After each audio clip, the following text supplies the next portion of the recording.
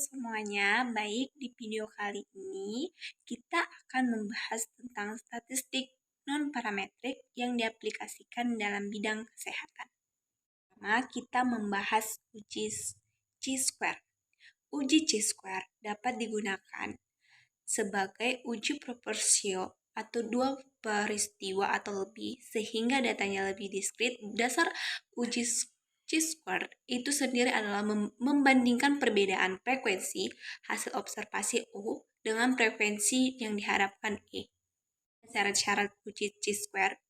Yang pertama itu sampel dipilih secara acak. 2. Semua pengamatan dilakukan dengan independen. 3. Sampel dipilih secara acak. 4. Setiap kolom paling sedikit berisi frekuensi sebesar 1, frekuensi harapan kurang dari 5, atau tidak melebihi 20% dari total kolom. Dan 5. Besar sampel sebaiknya kurang dari 40. Rumus chi-square itu yaitu X pangkat 2 sama dengan sigma FO dikurang FT per FT, di mana X2 itu adalah chi-square, FO itu adalah frekuensi observasi, FH itu adalah frekuensi yang diharapkan. Ini adalah langkah-langkah uji chi-square. Yang pertama, merumuskan hipotesis HO dan HA dalam bentuk kalimat. Yang kedua, menentukan taraf nyata atau alfa. Yang ketiga, mencari frekuensi teoretik. Dan yang keempat, mencari harga chi-square dengan bantuan tabel kerja. Yang kelima, mencari nilai X pangkat 2 hitung. Dan yang keenam, membandingkan harga X2 hitung dengan X tabel. Perhitungan uji chi-square. Yang pertama itu ada soalnya. Setiap peneliti bertujuan untuk mengetahui apakah hubungan kecepatan kerja dan tenaga kerja ahli gizi laki-laki dan ahli gizi perempuan diperoleh di atas berikut. Datanya sudah tertera. Itu perumusan hipotesis. HO sama dengan X sama dengan 0. HA sama dengan X sama dengan 0. Yang kedua, mencari frekuensi teoretik FT. Masing-masing dengan rumus yaitu FT sama dengan total baris per N kali total kolom. Maka didapat FT pertama itu 8,5, FT kedua itu 10,5, yang selanjutnya 11, selanjutnya 8,5, dan 10,5, dan yang terakhir itu 11. Yaitu mencari chi-square dengan bantuan tabel frekuensi. Di situ sudah terdapat data FO dan FT-nya. Siap itu kita jumlahkan. Siap itu kita dapatlah, kita masukkan ke rumus FO dikurang FT pangkat 2 per FT. Kita dapat, setelah itu kita jumlahkan seluruhnya, dapatlah X2 pangkat 2 itu sama dengan 5,792. 4. Mencari nilai X tabel. Nilai X tabel dicari pada derajat kebebasan dB tertentu. Derajat kebebasan dB diperoleh dengan rumus dB sama dengan base dikurang 1, K dikurang 1, maka diperoleh dB sama dengan 2 dikurang 1 dikali 3 kurang 1 sama dengan 1 dikali 2 sama dengan 2. Dan yang kelima, membandingkan nilai X hitung dengan X tabel. Dari hasil kerja di atas diperoleh C hitung sama dengan 5,792 dan C tabel itu 5,91. Nilai C pangkat 2 lebih kecil daripada nilai C, maka hipotesis 0 diterima dan hipotesis A ditolak. Dan yang kedua, kita membahas uji eksak Fisher, di mana syarat-syaratnya itu yang pertama, data berskala nominal atau ordinal.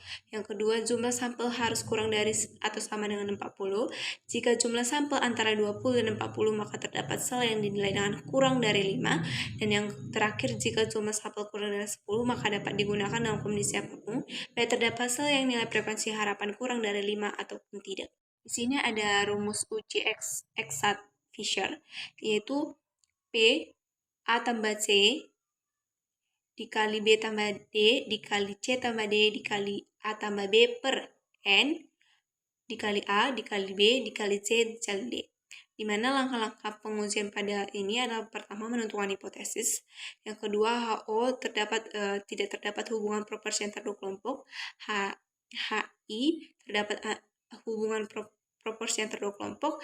Dan selanjutnya itu digunakan uji eksak Fisher. Selanjutnya menentukan signifikansi, dan yang terakhir itu ada kesimpulan.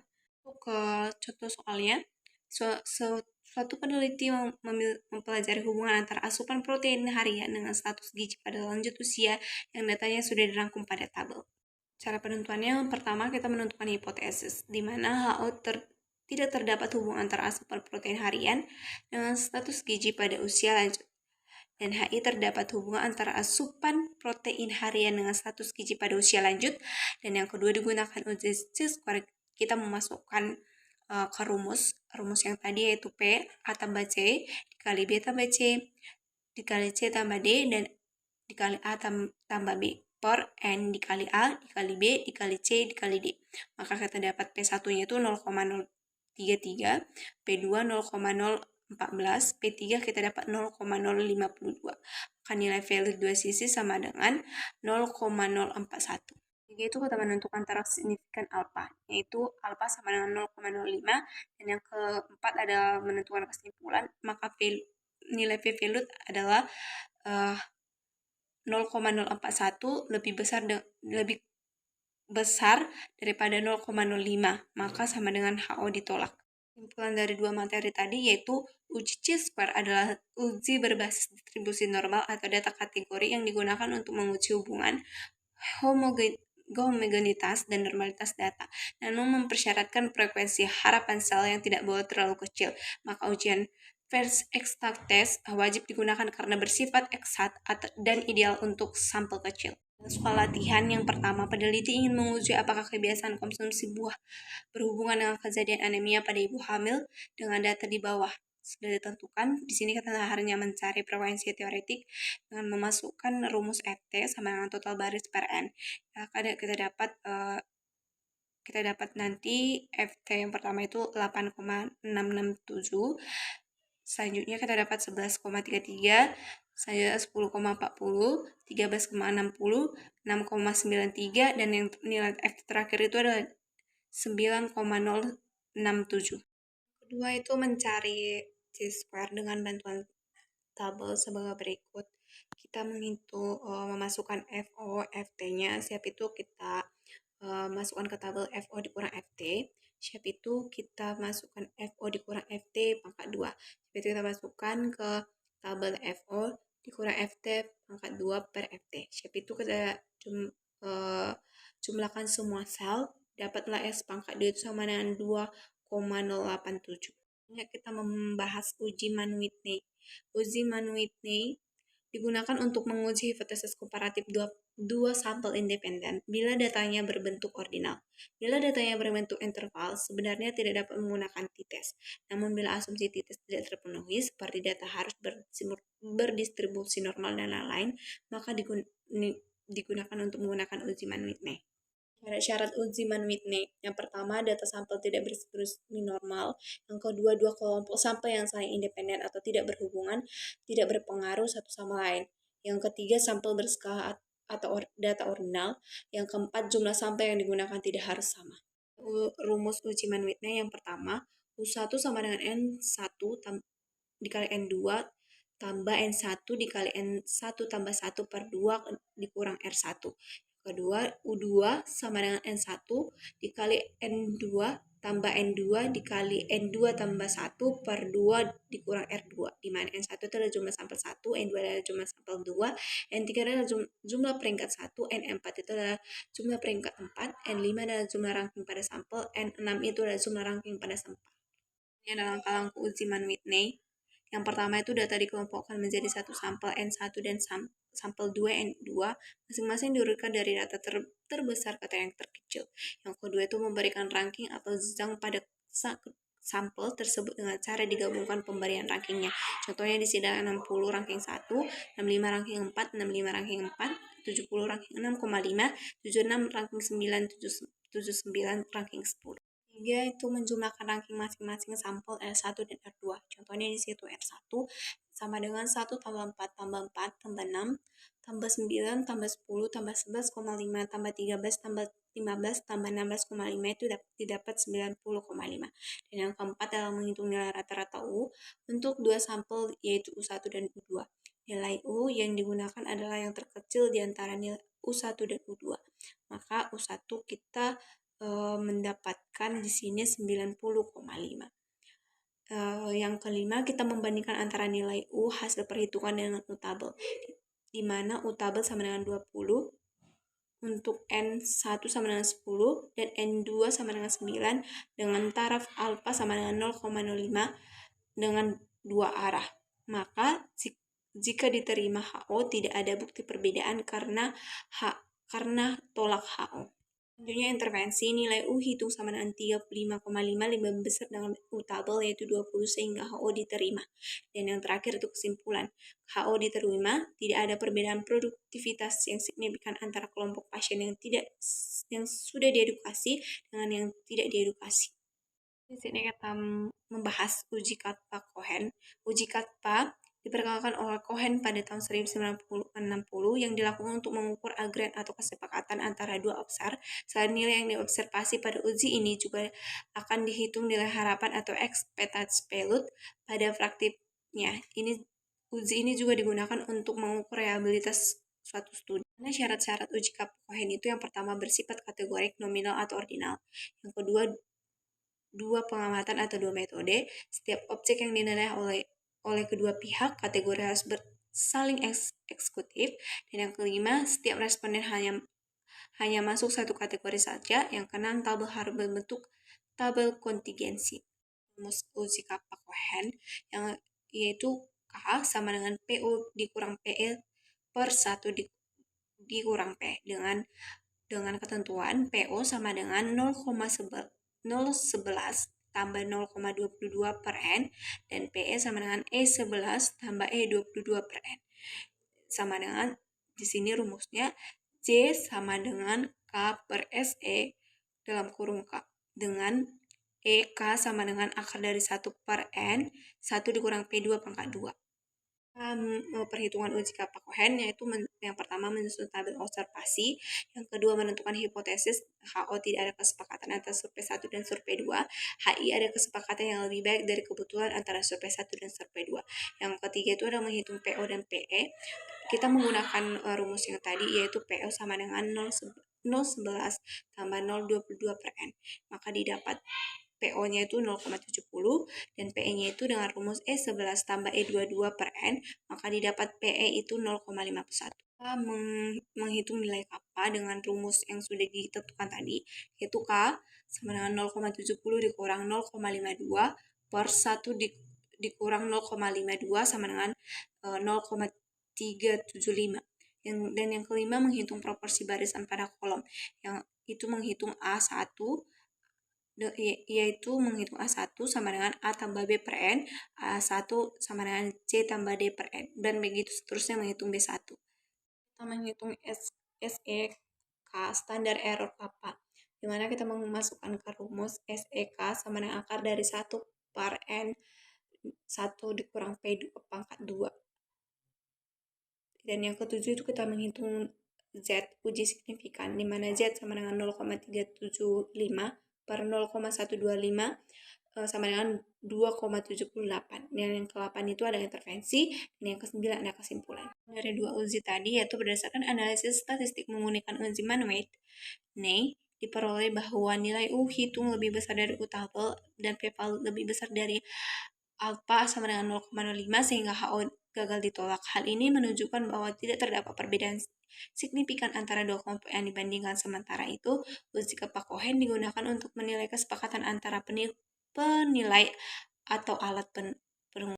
Di sini ada soal latihan yaitu menghitung PO dan PE jika diketahui 0,11 sama dengan 14 dan 0,22 sama dengan 0,24 dan N-nya itu 54. Di sini jawabannya yang pertama PO-nya itu adalah 0,11 tambah 0,22 sama dengan per N, maka PO sama dengan 14 tambah 0,24 per 54 sama dengan 0,70. Bahas uji Meek-Nemer. Uji Meek-Nemer merupakan uji non-parameter yang digunakan untuk menguji dua buah populasi yang saling berpasangan atau dependen. Uji Meek-Nemer sekelompok uji penelitian yang memberikan suatu penilaian sebelum dan sesudah perlakuan, di mana syaratnya itu yang pertama skala data kategorik dan kontingensi, data bersifat dikotomi, dan yang terakhir datanya berbentuk nominal atau diskrit atau kategori binaral. Untuk uji Meek-Nemer yaitu X pangkat 2 hitung sama dengan A per A dikurang D dikurang 1 pangkat 2 per A tambah B. Dan X tabelnya itu sama dengan X pangkat 2 A dikali K dikurang 1 dikali 1 dikali T dikurang 1, di mana A adalah tingkat ketelitian, K adalah jumlah kategori pada variabel Y1, dan I adalah jumlah kategori pada variabel Y. Ini adalah langkah-langkah perhitungan uji Mc-Nemar. Yang pertama, pernyataan uji hipotesis, di mana HO tidak terdapat perbedaan dan HI ada perbedaan. Yang kedua, membuat tabel rekapitulasi, dan yang ketiga, memastikan uji Mc-Nemar sesuai dengan yang diterapkan dengan rumus, di mana X hitung sama dengan A tambah D per 2, dan yang keempat, menghitung nilai X hitung X pangkat 2 hitung. Yang kelima, menghitung dengan rumus X tabel sama dengan X pangkat 2 A dikalikan kurang 1 dikali I dikurang 1. Yang keenam, membuat keputusan dan kesimpulan, di mana tolak HO apabila X hitung lebih besar dari X tabel. Membahas uji crucial Wallis. Uji crucial Wallis atau uji H ini merupakan alternatif untuk uji H ANOVA, khususnya one way analysis of variance, yaitu menguji rata-rata 3 sampel atau lebih apakah sama atau tidak, dengan syarat yang pertama, masing-masing kelompok sampel atau perlakuan bersifat independen. Yang kedua, statistik uji crucial Wallis tidak memerlukan syarat normalitas atau sebaran data. Yang ketiga, varians data pada masing-masing kelompok sampel atau perlakuan adalah homogen. Perhitungan uji crucial Wallis. Yang pertama, pernyataan hipotesis nol atau hipotesis alternatif. HO seluruh min populasi sama, HI tidak seluruh min populasi sama. Yang kedua itu pemilihan tingkat kepentingan atau level of science, yaitu alpha. Yang ketiga, pembuatan peringkat data tanpa membedakan kategori sampel. Yang keempat, penentuan distribusi pengujian yang digunakan. Untuk uji ini digunakan suatu distribusi chi-squared. Yang kelima, pernyataan antara keputusan jika nilai H hitung sama dengan nilai, maka ditolak.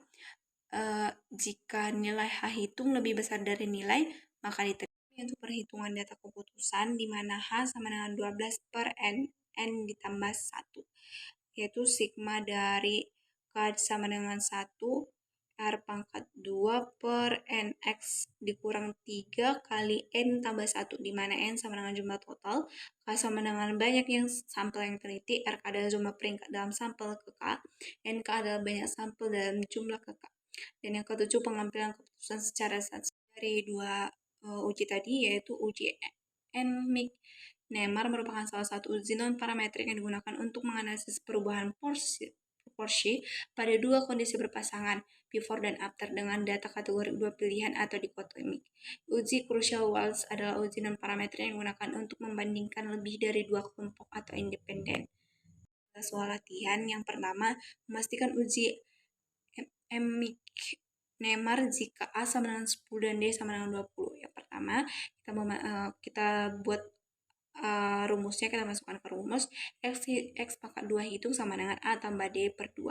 Maka kita masukkan yang sudah diketahuinya tadi. X pangkat 2 hitung sama dengan 10 tambah 22 per 2 sama dengan 16. Dan soal yang kedua itu menghitung nilai X pangkat 2 hitung jika A sama dengan 10 dan D sama dengan 22. Itu kita masukkan ke rumus. X pangkat 2 hitung sama dengan A dikurang D dikurang 1 pangkat 2 per A tambah D. X pangkat 2 hitung sama dengan 10 dikurang 22 dikurang 1 pangkat 2 per 10 kurang 22 sama dengan 3,781225.